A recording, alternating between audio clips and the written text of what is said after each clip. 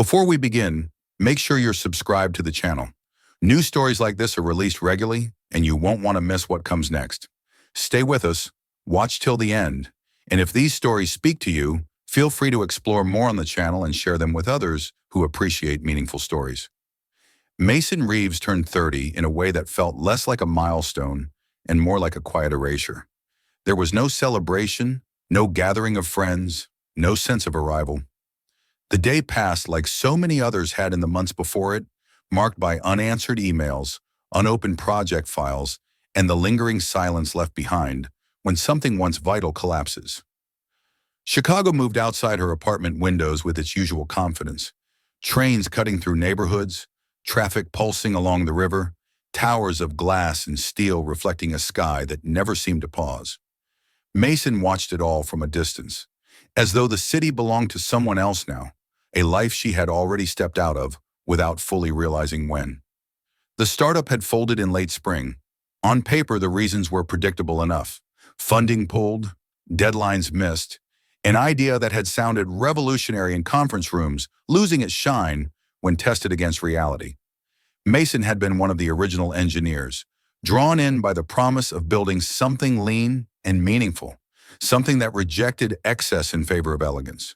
For 3 years, her days had been filled with models, simulations, and late-night revisions, the kind of work that demanded everything but also gave something back.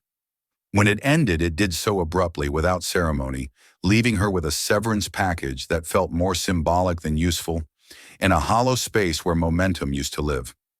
The end of the relationship came soon after, not with drama, but with exhaustion. Two people who had once spoken in the shared assumptions slowly discovered that their futures no longer overlapped. They packed books into separate boxes, divided furniture with careful politeness, and avoided naming the deeper truth that neither of them wanted to admit out loud. Mason kept the apartment for a few more months, but it became an echo chamber. Every room too large, every sound amplified by absence. She found herself sleeping less, thinking more, circling the same questions without resolution. She had always believed that structure could hold chaos at bay. It was why she had chosen engineering in the first place, why she trusted systems, calculations, and clean lines.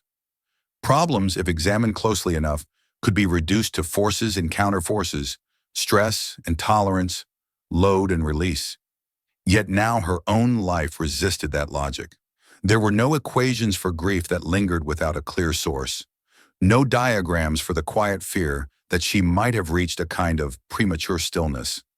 Too young to feel finished, too tired to begin again. The decision to leave did not arrive all at once. It took shape gradually, through small acts of withdrawal. She stopped accepting freelance work. She let calls go to voicemail. She spent long evenings scrolling through maps instead of news, her attention drawn to places where the grid loosened and roads thinned into lines that disappeared into green. The Pacific Northwest began to surface again and again, not for any practical reason, but because it represented distance in its purest form.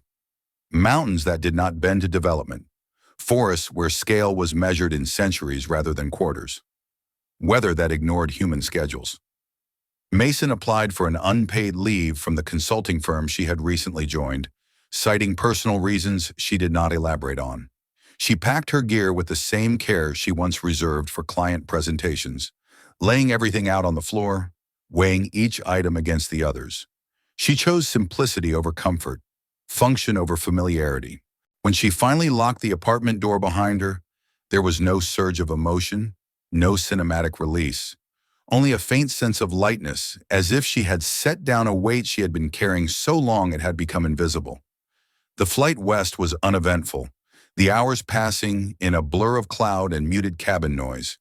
She landed in Seattle beneath a low ceiling of gray and immediately felt the difference in the air. It carried moisture, density, the suggestion of movement beyond the visible. From there, she rented a car and drove north and east, away from the city's edges and into terrain that grew steadily more irregular. Roads narrowed, signs became infrequent, towns appeared and vanished without warning, clusters of buildings held together by little more than habit. By the time she reached the foothills of the Cascade Range, Daylight had softened into something diffuse and pale. Mason stopped at a small outfitter near a crossroads town whose name barely registered. She picked up a detailed topographic map, trail permits, and a few supplies she had decided against flying with. The person behind the counter offered standard cautions about weather and terrain, nothing she had not already read. Mason listened, nodded, and thanked them, already half elsewhere in her mind. She chose a lesser-known trail that branched off from a more popular route, one that promised long stretches without company and minimal infrastructure. It was not recklessness that guided her choice, but a deliberate desire to be unobserved. She wanted to move through a landscape that did not ask her to explain herself, where there were no expectations beyond the basic laws of gravity and endurance. The trailhead was modest, marked by a weathered sign and a narrow clearing where only one other car sat, its presence feeling accidental rather than inviting. The first steps into the forest brought a subtle shift she had not anticipated. Sound changed immediately, swallowed by layers of needles and damp earth. Light filtered down in broken patterns, never fully reaching the ground. The air smelled of resin and wet bark, sharp and clean in a way that made breathing feel intentional again. Mason adjusted the straps of her pack and began walking, letting her pace settle into something sustainable, something that did not rush or linger. Hours passed without incident. She crossed shallow streams on slick stones, followed switchbacks that revealed brief glimpses of distant ridges before folding back into shadow. Her thoughts, which had been restless in the city, began to slow, spreading out rather than colliding. She measured distance not in miles but in the rhythm of her steps, the steady pull of her breath. When she stopped to rest, she did so without checking her phone, which remained powered off in her pack, reduced to a tool rather than a tether. By late afternoon, she found a suitable place to camp near a small creek. The site bore signs of previous use, but no recent presence. Mason set up her tent with practiced efficiency, movements guided by muscle memory rather than conscious thought. She prepared a simple meal and ate it while sitting on a fallen log, watching the light fade between the trees. The forest did not darken all at once. It closed in gradually, as if drawing a curtain rather than flipping a switch. That night she slept deeply, her body responding to exertion and fresh air with gratitude. When she woke, it was to the sound of water moving nearby, a low, continuous murmur that felt less like noise and more like reassurance. She made coffee, packed up, and continued on, following the trail as it wound higher into the mountains. The second day mirrored the first in its simplicity: clear weather, firm ground, long stretches of solitude. Mason began to feel a cautious optimism, a sense that this journey might offer something she could not yet name. On the third morning, the atmosphere shifted. Clouds gathered low and heavy, their edges dissolving into the treetops. The air thickened, pressing closer to the skin. Mason noted the change without alarm, adjusting her route calculations and checking the map more frequently. She had planned for unpredictability, built buffers into her expectations. When the first rain arrived, it did so gently, a fine mist that darkened the forest without obscuring it. As the hours passed, the rain intensified. Trails softened underfoot, the packed earth giving way to mud that clung to her boots. Visibility shortened, landmarks blurring into one another. Mason slowed her pace, conserving energy, relying on the white blazes nailed to tree trunks to guide her forward. The forest felt altered now, less open, more insistent, sounds carried differently, amplified and distorted by the moisture in the air. It was late afternoon when her GPS device flickered and went dark, its battery drained by cold and constant use. She stopped, standing still as rain threaded through the branches above her.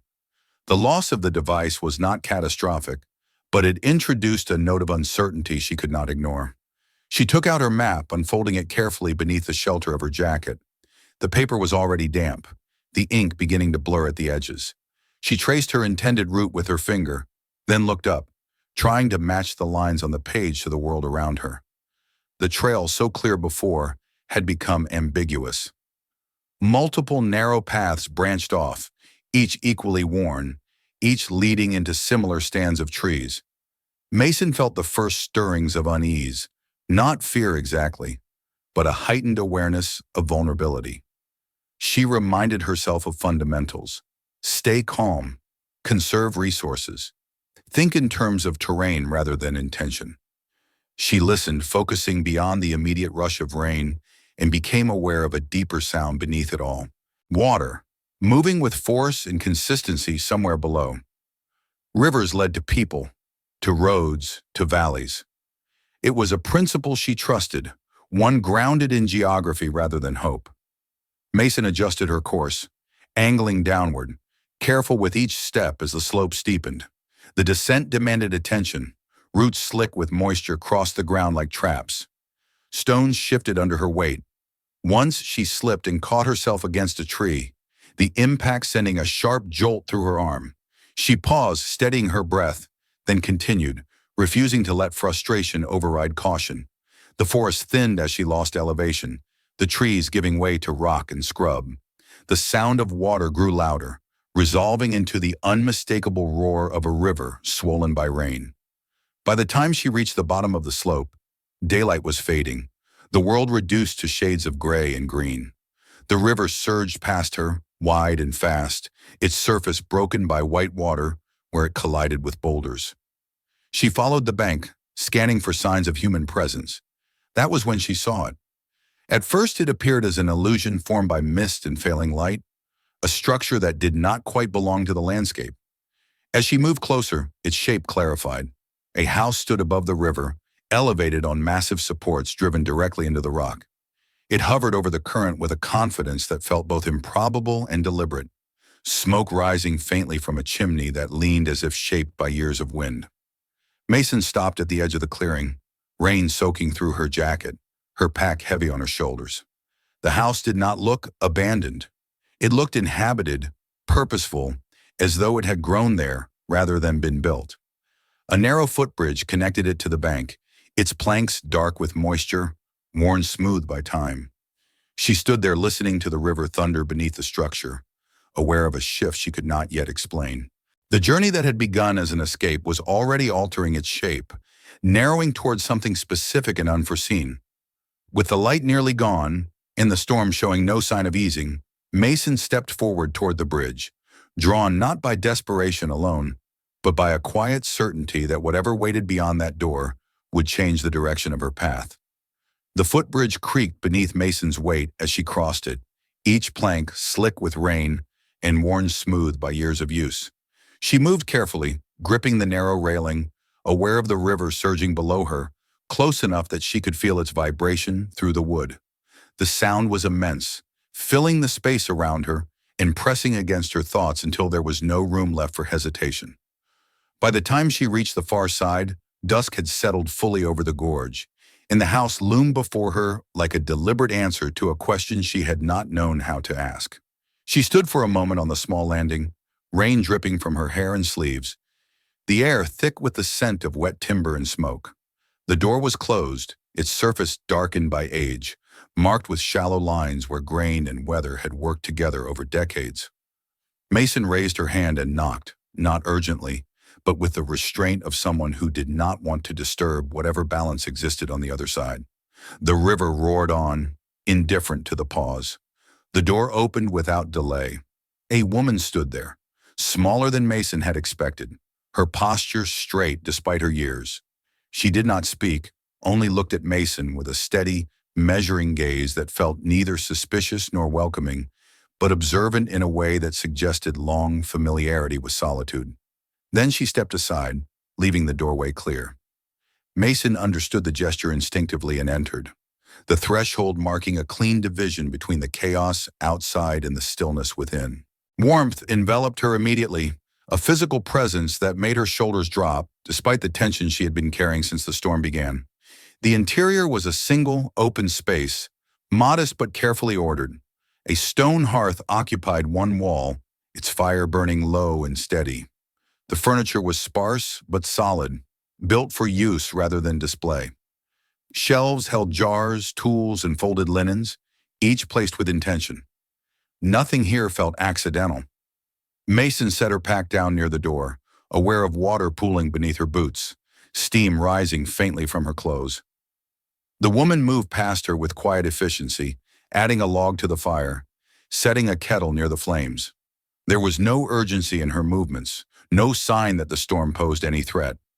The river's voice was ever present, rising up through the floorboards in a deep rhythmic pulse that seemed to anchor the house rather than unsettle it.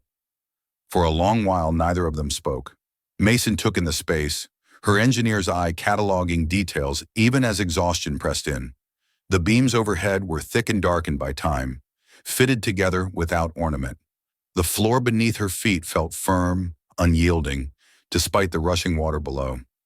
She had expected vibration, some sign of strain, but there was none. The house felt rooted, as if it had learned the river's moods and adjusted itself accordingly. Eventually, the woman handed Mason a mug filled with something hot and fragrant. Mason accepted it with both hands, the heat seeping into her palms and spreading outward. She took a careful sip, the bitterness grounding her, pulling her back into her body. Only then did the woman speak, offering her name in a voice that was quiet but certain. Mason replied in kind, aware of her own accent, her presence here already marking her as an outsider. The storm intensified as night deepened, rain drumming against the roof, wind pushing through the gorge with renewed force. Mason expected the house to respond, to protest the pressure, but it remained calm, almost indifferent. The sound of the river swelled and receded in patterns that felt ancient, larger than any single storm. Wrapped in a wool blanket on a narrow cot set against the wall, Mason listened, her thoughts drifting between wakefulness and sleep. She wondered in that half-lit state how the house had come to stand here at all. Who would choose to build above a river like this, to trust wood and stone against such relentless force? The question lingered as she slept, carried on the steady rhythm beneath her, a pulse that seemed to echo something within her own chest. For the first time since leaving Chicago, she slept without dreams. Morning arrived gradually, the darkness thinning rather than lifting all at once. Pale light filtered through the small windows, revealing the interior anew. Mason woke to the familiar murmur of the river, softer now, though still insistent. The storm had passed, leaving behind a heavy stillness that felt earned rather than empty. She sat up slowly, muscles protesting, and took a moment to orient herself. The woman was already awake, seated near one of the windows, looking out over the water with a cup cradled in her hands. There was no sign of surprise at Mason's movement, no acknowledgement beyond a subtle shift in posture. Mason rose, careful not to intrude on the quiet that filled the room, and stepped closer to the window. Mist curled up from the river, blurring the line between water and air, softening the edges of the gorge until everything seemed suspended.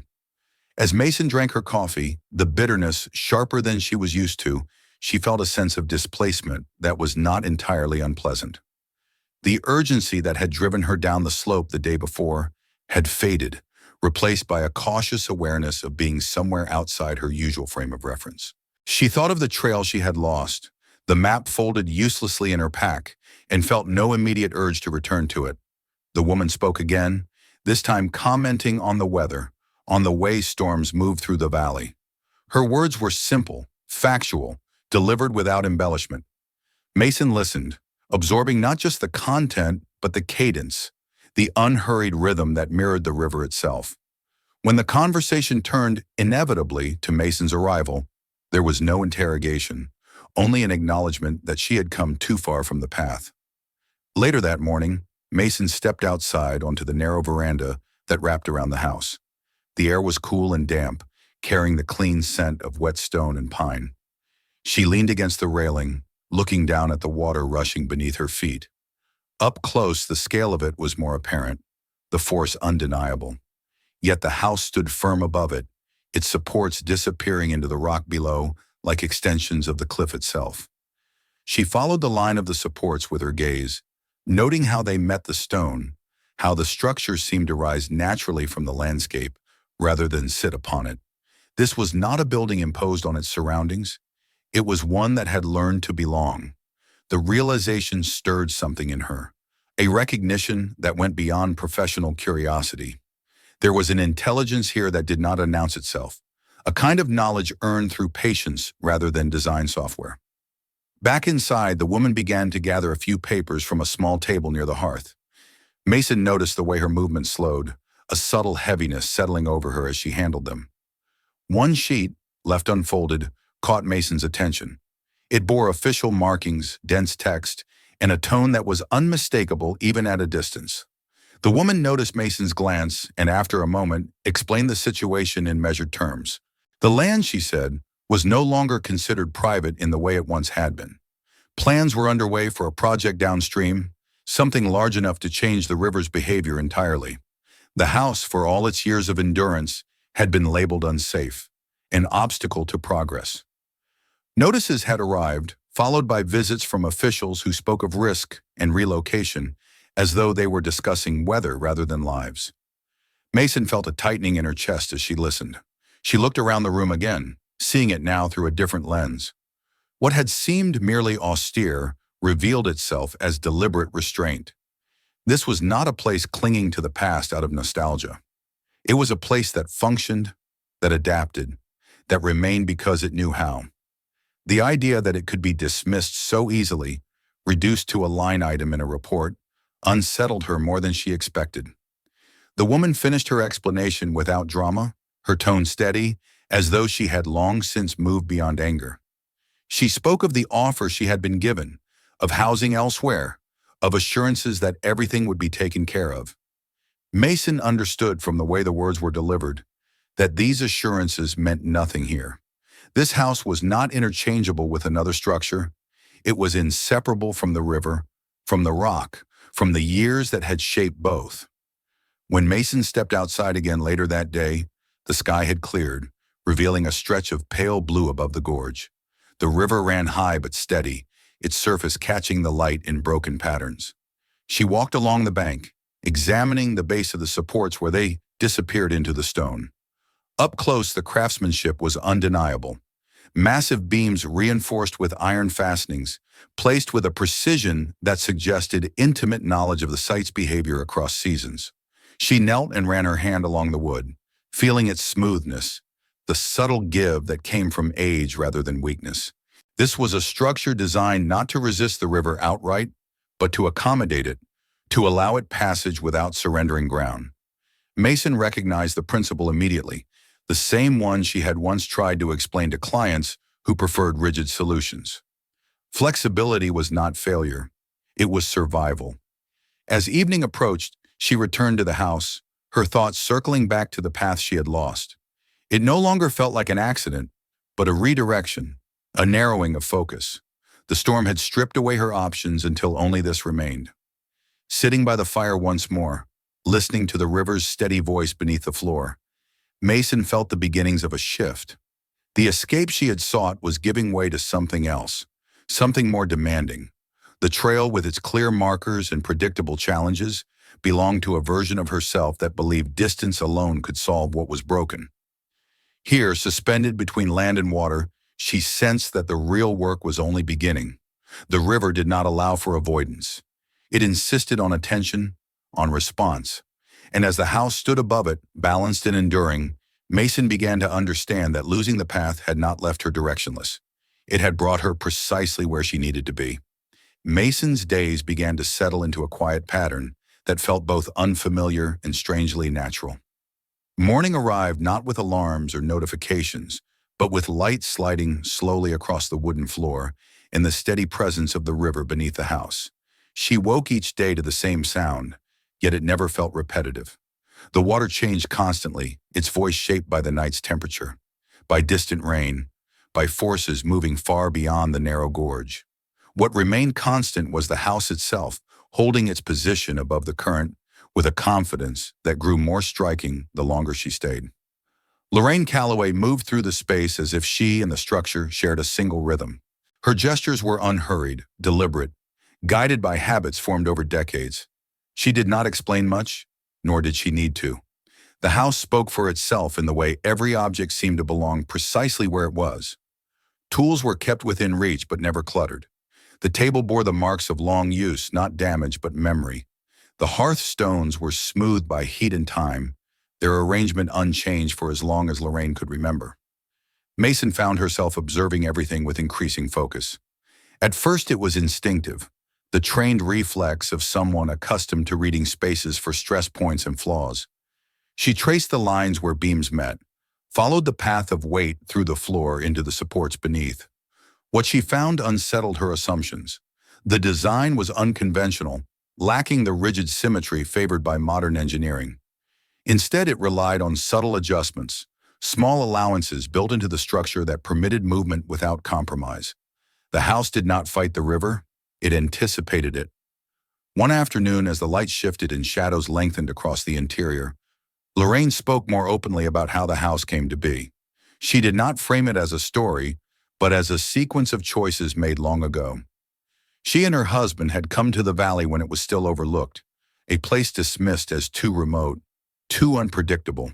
He had worked for years on bridges and logging platforms, learning how wood behaved under pressure, how water could be redirected rather than resisted.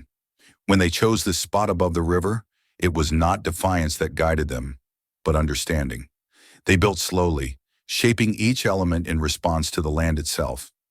The supports were driven into bedrock, not for permanence alone, but for dialogue, a way of listening to the river's pull and answering it. When floods came, the water passed beneath without catching, without tearing at the structure. When the current shifted its course slightly over the years, the house adjusted, settling into new balances. Lorraine spoke of storms that had terrified others in the valley, storms that had erased cabins and washed out roads. The house had remained, swaying but unbroken, its endurance almost quiet in its certainty. As Mason listened, she felt a growing sense of recognition. This was not merely a well-built structure. It was an argument made in wood and stone, a philosophy rendered tangible. Everything she had been taught about efficiency and optimization echoed here, stripped of jargon and abstraction. The house embodied principles she had once believed were only theoretical, now proven through decades of lived experience. The contrast with the letters Lorraine kept folded in a small drawer could not have been sharper. Mason read them carefully when Lorraine allowed her to, their language dense with caution and authority. The house was described as a liability, an unsafe structure within a designated flood zone. Assessments cited generalized models, projections based on regional data rather than site-specific observation. The words were impersonal, absolute, immune to contradiction. They reduced the house to a problem requiring resolution. Lorraine spoke of the officials who had come, of their polite concern and practiced sympathy. They had offered relocation assistance, temporary housing, promises of comfort elsewhere. None of it addressed what would be lost. The house was not simply where she lived. It was where her life had taken shape, where grief had been absorbed into routine, where memory and survival had learned to coexist. Leaving would not preserve her. It would erase her. Mason felt the weight of those words settle heavily within her. She had spent years designing systems meant to serve people. Yet here was a system prepared to displace one without hesitation. The logic was familiar, efficient, and deeply flawed. She recognized it from boardrooms and planning sessions, from decisions made at a distance where consequences appeared manageable because they were abstract. The more time she spent in the house, the more her sense of purpose began to shift. She walked the perimeter each day, climbing carefully along the bank to view the structure from different angles. From across the river, the house appeared both vulnerable and resolute, its form modest against the scale of the landscape. Yet its placement revealed a confidence that no blueprint could fully capture. It belonged exactly where it stood. Mason began sketching again, not out of obligation, but compulsion. Her notebook filled with studies of the supports, the angles at which beams met the stone, the subtle curvature that allowed stress to dissipate rather than accumulate. She made notes in the margins, comparing what she observed with established models, noting where they diverged and why. Each page felt like a conversation, a reconciliation between her training and the wisdom embedded in the structure before her. Evenings were quiet. The two women shared meals without ceremony, their companionship built on presence rather than exchange.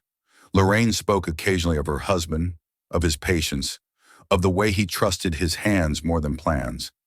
Mason listened, aware that these fragments were offered deliberately, not as nostalgia, but as context.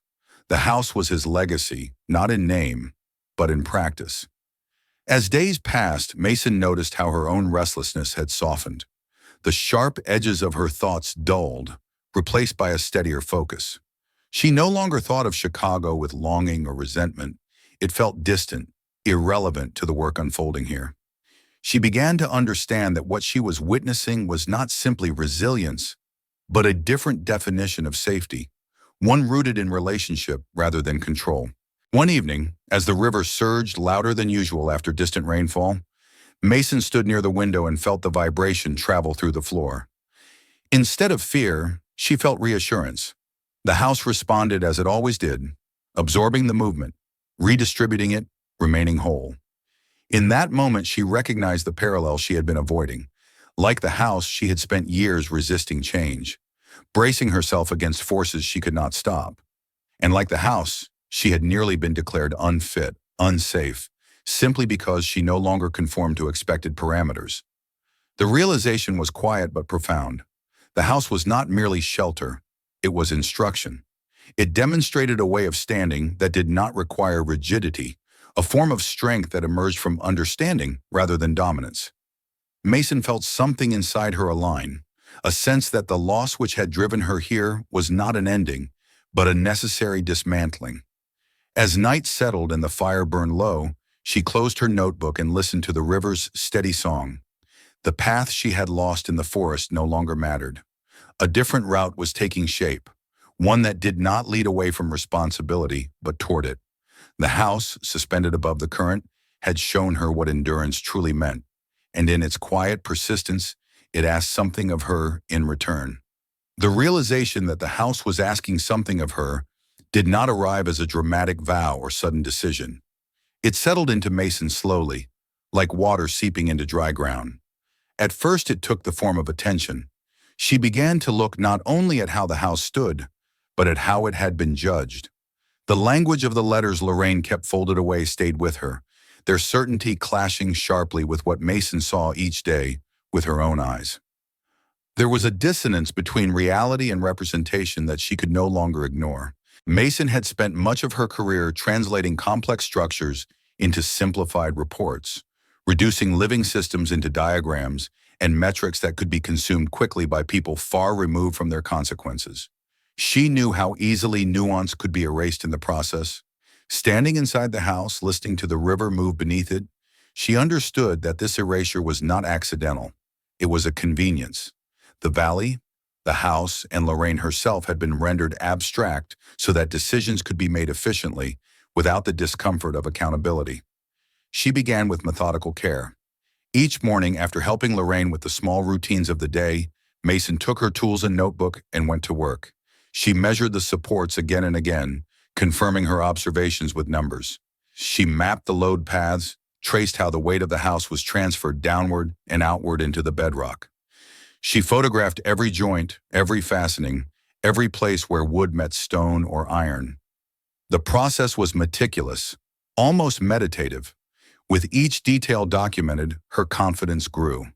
The more data she gathered, the clearer it became that the official assessments were not merely incomplete, but wrong. The models used to condemn the house relied on generalized flood behavior, assuming static foundations and rigid resistance. They failed to account for the house's adaptive design, for the way it allowed water to pass freely beneath it, for the flexibility built into its connections. Mason recognized the irony immediately. The structure had been penalized precisely because it did not conform to standardized expectations. Its intelligence lay outside the system designed to evaluate it. As she worked, she began to assemble not just evidence, but a narrative.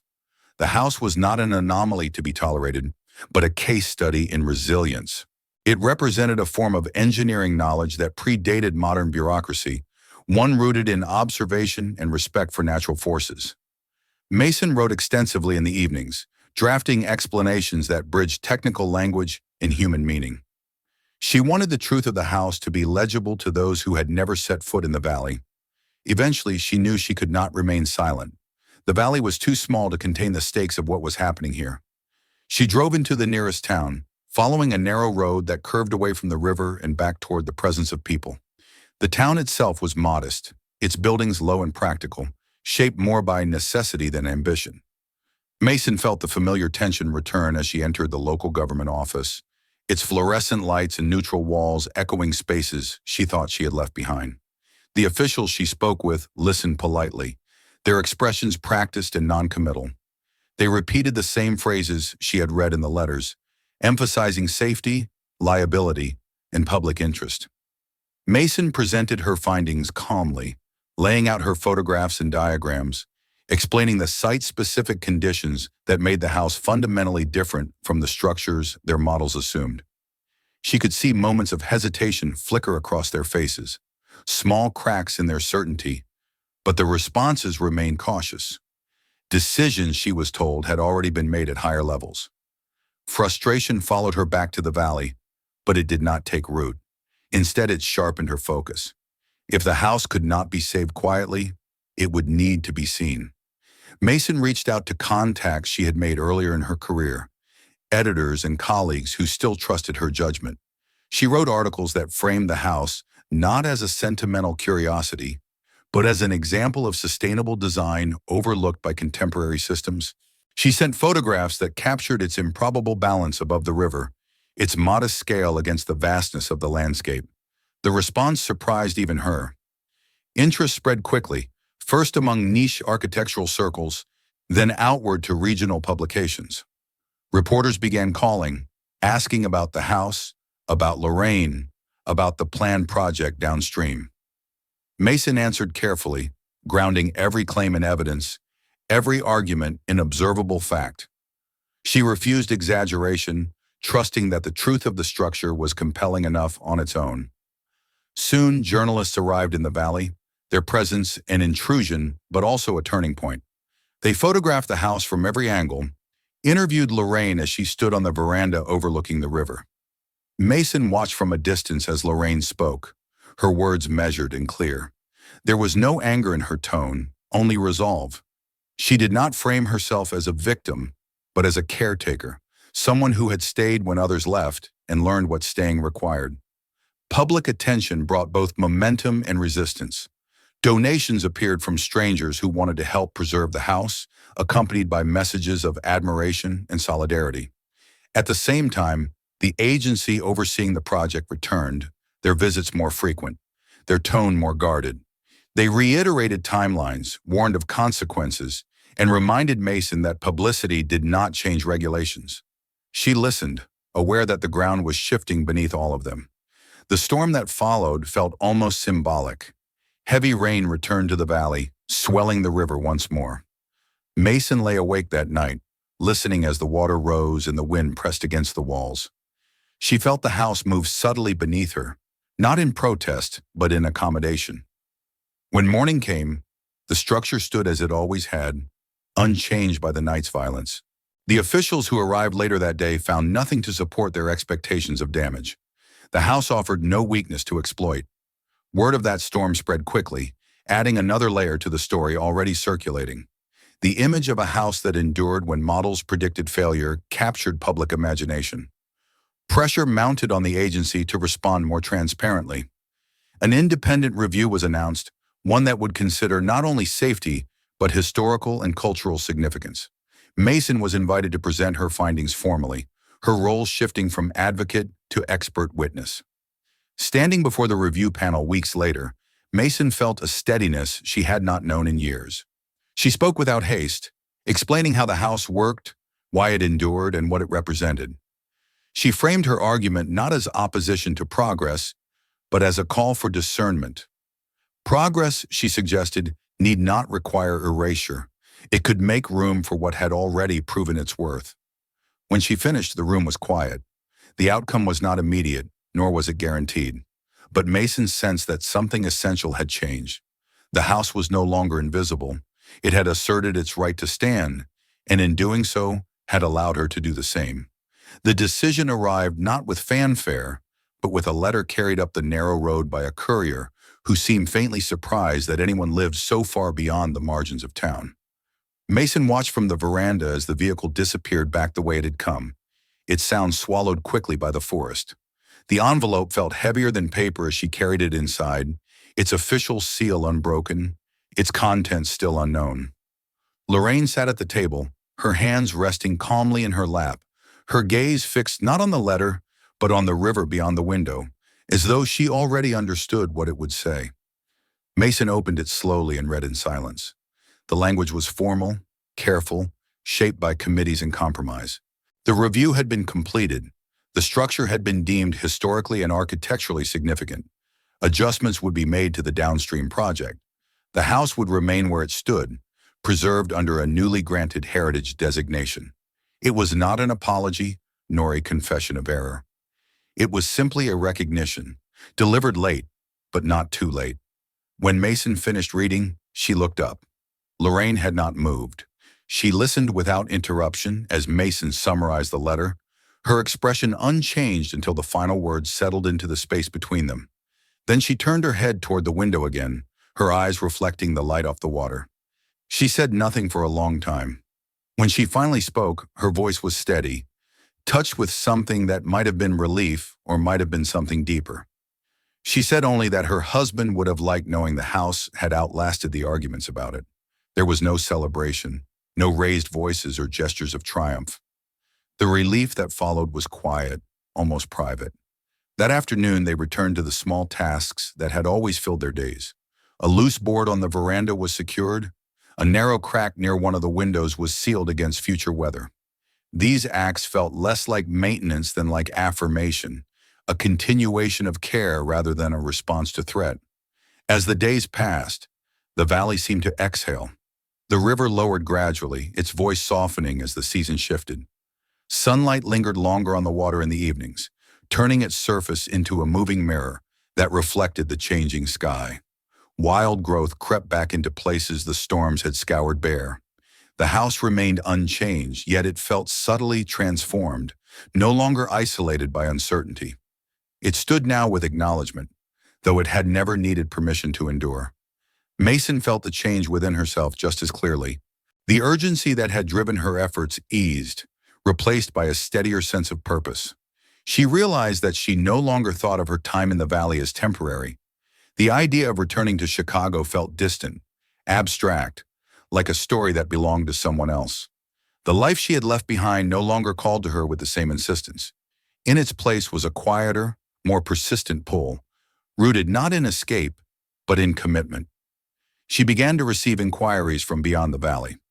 Architects, engineers, and preservationists reached out after reading her articles, asking for her perspective on other structures deemed obsolete or unsafe by conventional standards.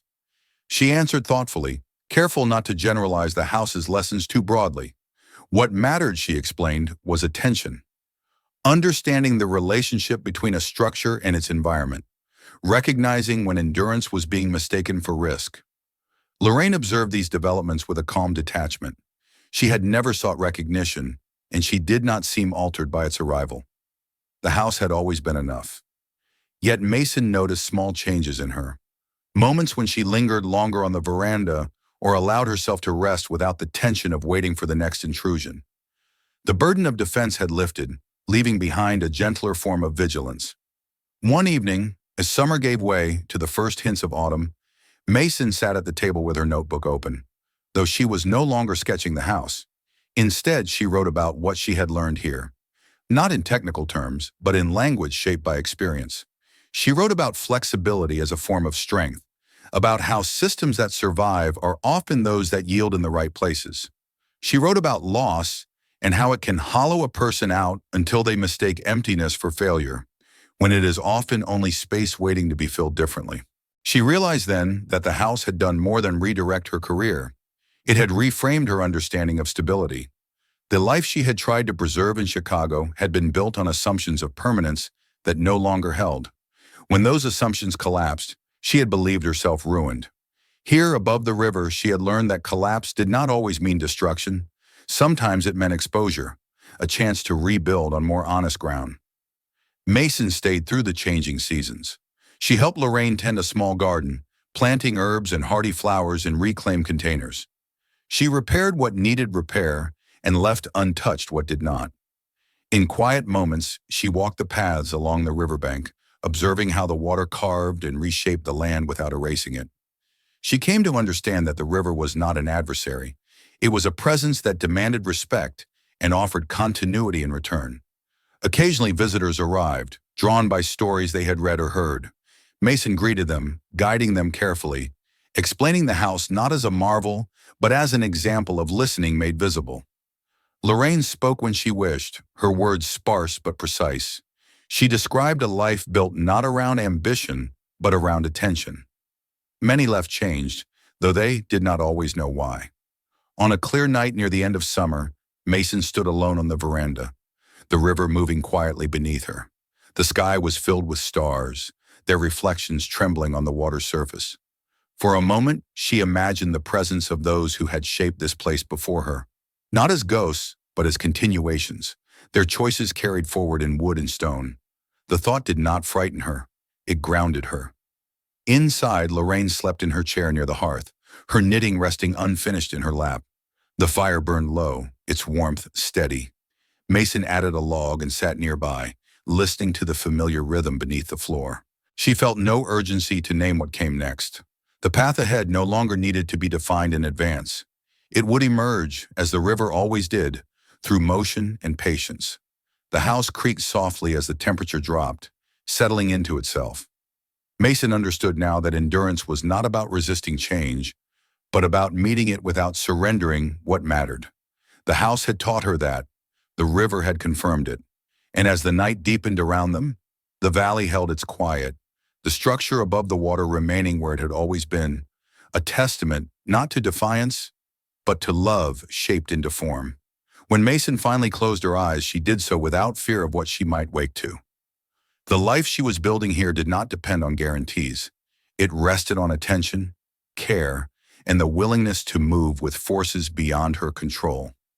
Above the river, within walls that had learned how to stand by yielding, she had found not an ending, but a foundation strong enough to carry whatever came next. If this story stayed with you, take a moment to subscribe to the channel so you don't miss the next one. More stories like this are waiting for you here. Watch the next video, explore others on the channel, and if this one moved you, share it with someone who might need it today. Your support helps these stories keep finding their way.